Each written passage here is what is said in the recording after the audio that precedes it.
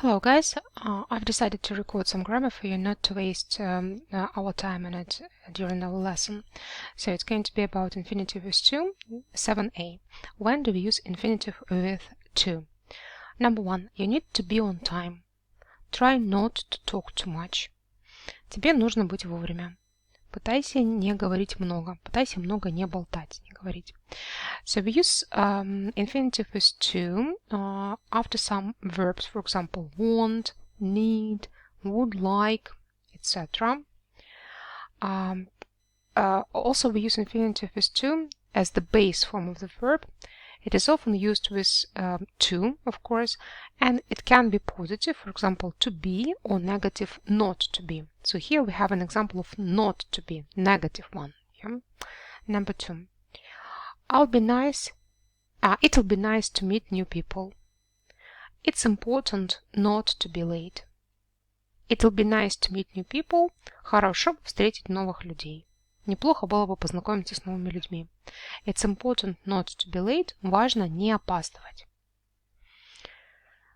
So we use to infinitive and infinitive with to after adjectives.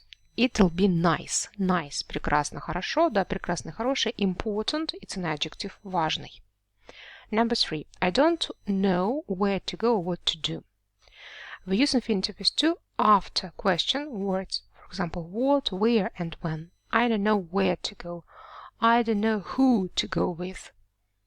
I don't know why I should go. I don't know why to go there. Number 4. Why did you wear a suit? To make a good impression. I wore a suit to make a good impression.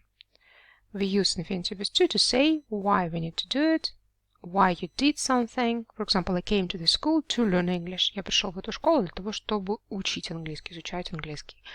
So you shouldn't say I came to school for learn English. This is incorrect. The last note is about an infinitive without to. So not to be, not to meet, but just meet, go, etc. Remember that we use the infinitive without to with auxiliary verbs. For example, do, does, didn't. And after most modal verbs. Can, could, will, would, etc. For example, do you live near here? Can you help me? Won't forget. What would you do?